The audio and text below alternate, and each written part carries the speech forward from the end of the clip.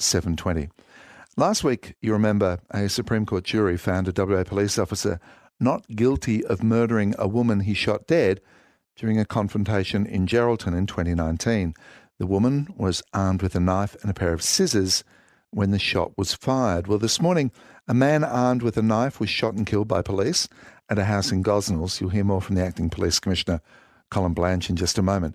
Interestingly, just last week, the Australian Institute of Criminology released new data showing that fatal police shootings in this country have reached an all-time high. So, in a few moments, Terry Goldsworthy, an associate professor in criminology and a former police detective, will join me to ponder some of the reasons why. But first, what do we know of the events in Gosnells this morning? This is what we heard from the Acting Commissioner. Just after 1 a.m. this morning, police attended a disturbance at Fremantle Road in Gosnells. At that location, they engaged with the man, one of the residents of that address. They had a discussion for some time before he armed himself with a knife. There was quite a violent engagement with the man.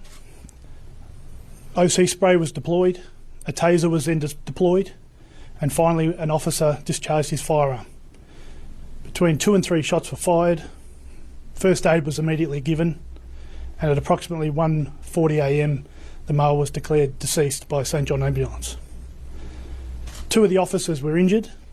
One suffered a knife wound to the arm. They went off to Armidale Hospital. They have been discharged. Major Crime Division are investigating. It is overseen by the Internal Affairs Unit and the Corruption Crime Commission. This is a mandatory referral to the coroner, and there will be an inquest in due course. Those officers will take critical incident leave, as is standard practice for anyone involved in a police shooting. The officers have significant welfare support around them. No officer expects to go to work and have this occur to them, so that's something that they will need to work through themselves, and I support our officers in getting that support. Now, we don't know anything about this situation, and we're going to remove ourselves from it to some extent by looking at a broader picture with Terry Goldsworthy, Associate Professor in Criminology and as a former police detective who now works out of Bond University in Queensland. Terry Goldsworthy, good afternoon to you. Yeah, good afternoon. There were 16 attributable police shooting deaths in Australia in 2019-2020, the highest number since records began. What do we have to consider here? Well, I think there's a number of things that the general public should probably be aware of. And the first one is that policing is inherently a dangerous occupation. I don't want to diminish that at all. But what we've seen is there has been a substantial increase in the last 12 months. Now, obviously, we need to look at longer-term data, but nonetheless, that's concerning. We've seen a 78% increase in fatal police shootings. When you put on the other hand, you compare the non-lethal options that we now have available to police, and some that were mentioned by the Acting Commissioner there, and they are things such as conducted energy weapons, tasers, capsicum spray, etc. Even with those non-lethal options now available that weren't available when I first was sworn in as a police officer, we've seen an increase in fatal shootings. So that's cause for concern. The other thing that listeners should be aware of is that any police shooting should be treated as a homicide from the initial point, and that is until it's shown that the shooting or the killing can be authorised, justified or excused by law. Until that is shown, it has to be treated as a criminal event. Yeah, and it's also in situations like these where the police version of the story is always the first version that is told. It may be a completely accurate version of the story, but we do need to be aware of those things.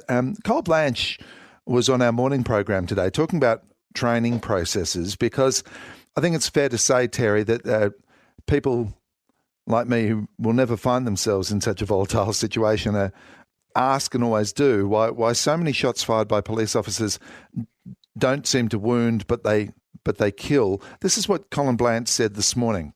The training in relation to use of firearms is to aim at the body of mass, and that is to stop the threat. They use a firearm because they believe their life or someone else's life is at risk, and that is the most appropriate use of force. That's why we train body mass. And Terry, is that standard practice, and is that the standard answer pretty much across police operations in this country? Yeah, it is. I mean, police aren't trained to wing someone or to take them out at the leg or whatever else. I mean, if you shoot someone in the thigh, you're just as likely to kill them as a body mass because you'll hit a major artery most likely. But yes, I mean, if you're pulling out your firearm, it is on the basis that you are in fear of an imminent threat of death or GBH, or grievous bodily harm, I should say.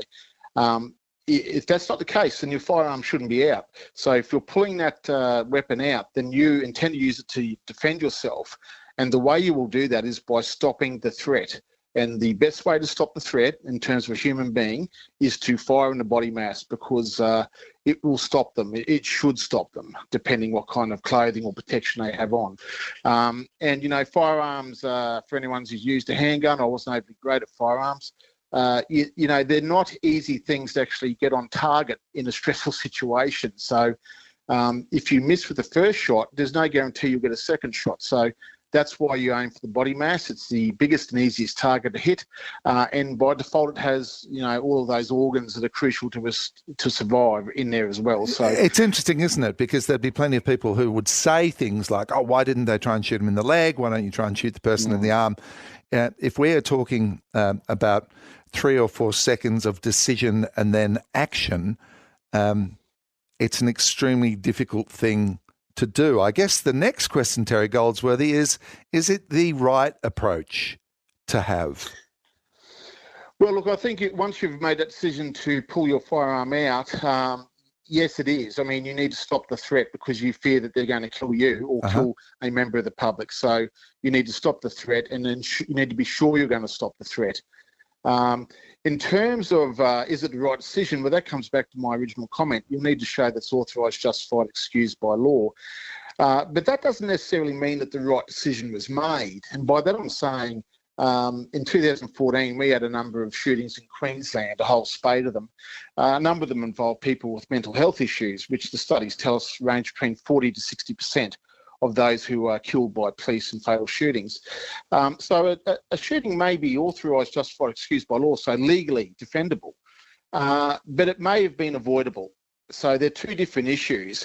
You know, have the police put themselves in a position that they should never put themselves in? And our then commissioner kind of addressed that by flagging the issue of he was going to make de-escalation and communication and things like tactical repositioning, situational containment, much more prevalent in police training rather than going to the first option, that is the ultimate use of force. Let me be very clear here. There is an understanding that none of this is easy. These are very stressful, anxious moments, and we want police officers to be empowered to make the best decisions possible. And as I say, we don't know what happened this morning, and we will get details of that over time. But I'm speaking to Terry Goldsworthy, a criminologist, former police officer at Bond University, about the reality that more police officers have killed more people in this country in the last couple of years than they have in the history of policing.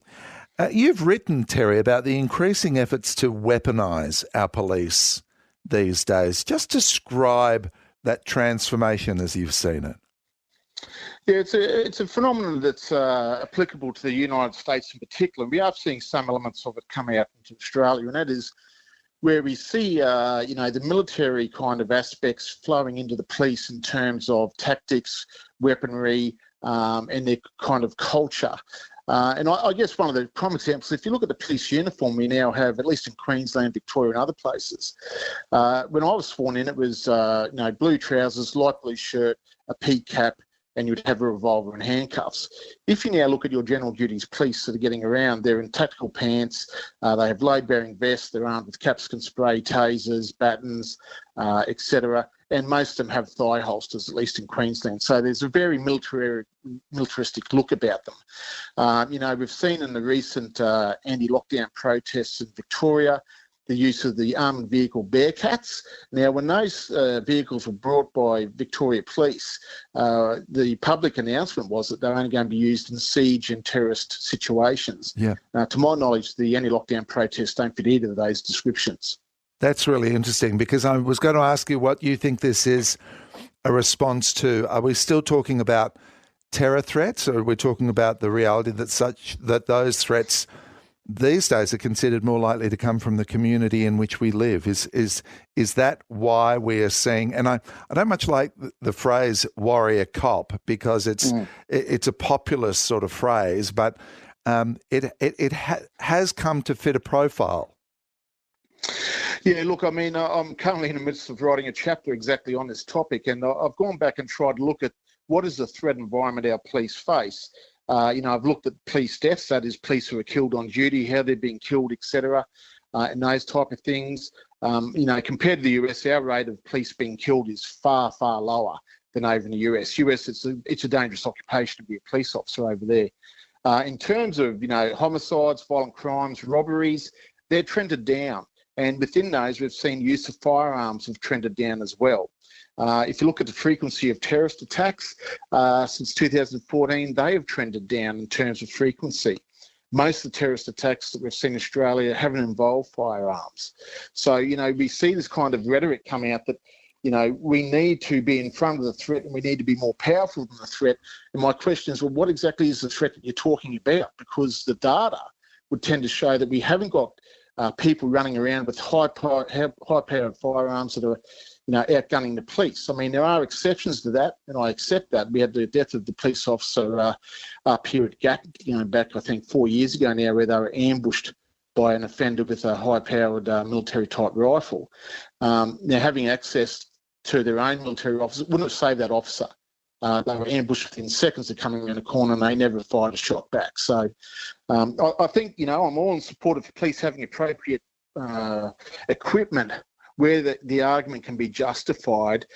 We need our police to, keep the community safe as well as making sure that they're safe. So they need to be part of us. They're part of society. Yeah. They're there to stop crime and protect society. They're not there to, be an us and them type situation, which if we go down the path of weaponising, militarising, etc., which we've seen in the US, you kind of see that come out over there. ABC Radio Perth this afternoon. You're listening to Terry Goldsworthy, criminologist, former police officer, speaking to us from Bond University in Queensland. 1300 222 720. If you'd like to express an opinion, please do. Lots of text coming in, 0437 922 720.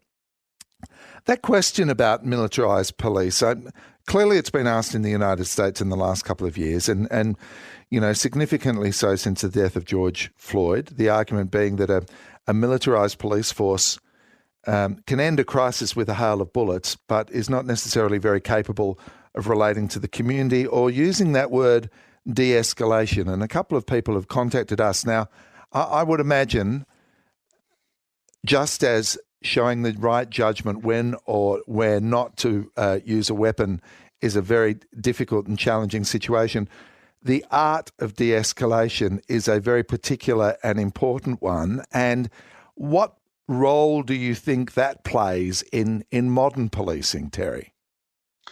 Oh, look, I think it plays a major role. I mean, I do a number of expert opinions on policing matters where use of force is used. And quite often you see that there's a total lack of de-escalation. And by that, take, for example, someone armed with a knife.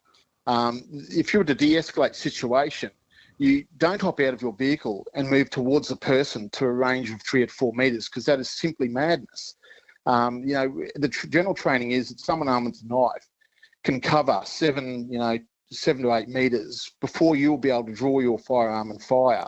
So, you need to keep that distance from you, one, to ensure your own safety, but two, but not to crowd the person. I mean, presence and containment are just as useful weapons in terms of dealing with someone when you're looking at the use of force.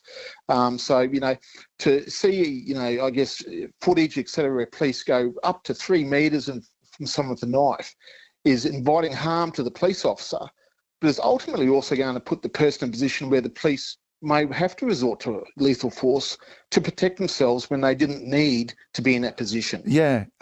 Terry, just an observation on behalf of our audience, because plenty of people are very sympathetic for police in that modern society, as Jody says, seems angrier and more brazen and concerned about people who might be off their faces on meth and other such things. And we know that and we acknowledge that. What of us, Terry, the public? Are we capable these days of more dangerous, erratic, threatening behaviour than at other times?